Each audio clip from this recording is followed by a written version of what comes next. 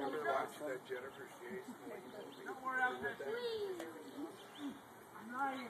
Oh, good guys. It rained. Sure did last night. Yeah. There's a new sound. Rutger Howard.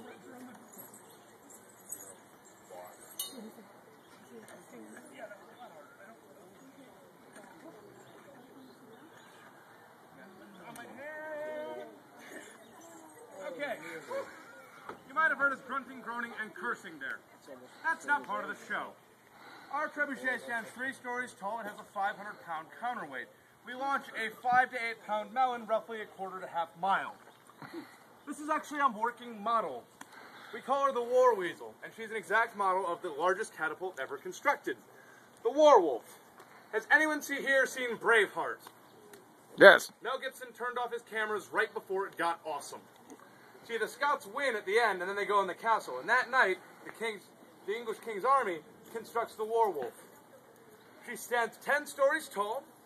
Her bucket weighs somewhere between 20 and 50 tons.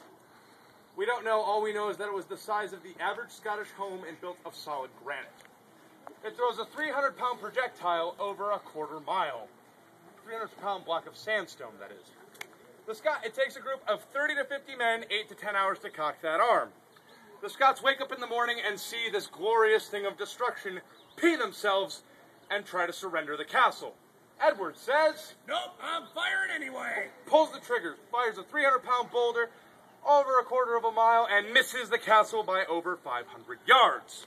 The Scots pee themselves again and say, if that hits our castle, no more castle, we surrender. And this time the English accept the surrender and the castle is lost. Now, the trebuchet actually does have a very long history. It first started showing up in European writing right after the Second Crusades.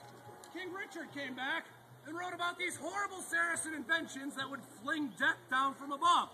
Meanwhile, Saladin was writing about these terrible English inventions called trebuchets that rain death down from above. So the East thinks the West made it, the West thinks the East made it. Meanwhile, in China, there's documentation going back 2,000 years of these trebuchets. Now, you are lucky. It is the last day, and we have an extra melon, so we're going to fire twice. The first firing, we're actually going to try to get right. The second firing is our experimental firing, where we tweak some settings, because, why not? I mean, really. Now, before we fire this thing, a couple important safety announcements. These are highly finicky machines. We have fired straight backwards. We have fired straight up by accident.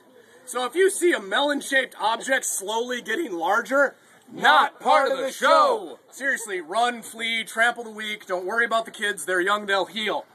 Finally, if everything goes according to plan, and the melon sails majestically over the wall, don't chase it! I would like you to imagine the specific set of circumstances that led up to us having to say that. All right, I'm going to load this. Entertain him for a minute. Okay. So the trebuchet, like we said, goes back to about 1100. And it actually had a really long-lived use. These guys were replaced by heavy cannon in around 1700. And we were sure that surely that was the last time that the trebuchet saw active combat. I mean, gunpowder, for crying out loud. What could beat it? We were wrong. World War I, trench warfare. English troops would create small hand trebuchets and launch hand grenades into the enemy's trenches because it would go over and down in, leaving the Germans a happy surprise. Surely that must be the last time that trebuchet saw active combat. We were wrong. 2001, Operation Desert Storm. Lieutenant Chris Johnson, who was a helicopter mechanic, was stationed in Afghanistan. Now, Lieutenant Chris Johnson would often see members of the Taliban getting too close to the base. However, being a good American soldier, he could not fire upon them unless he was fired upon first. So in order to take care of that problem, Lieutenant Chris Johnson came up with a very creative garbage disposal device. It was, in fact, a 25-foot-tall trebuchet that he would load up with scrap iron.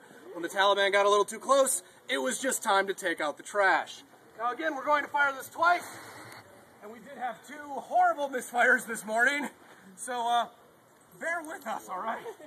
Start the countdown, would you? All right, from 3, 2, 1.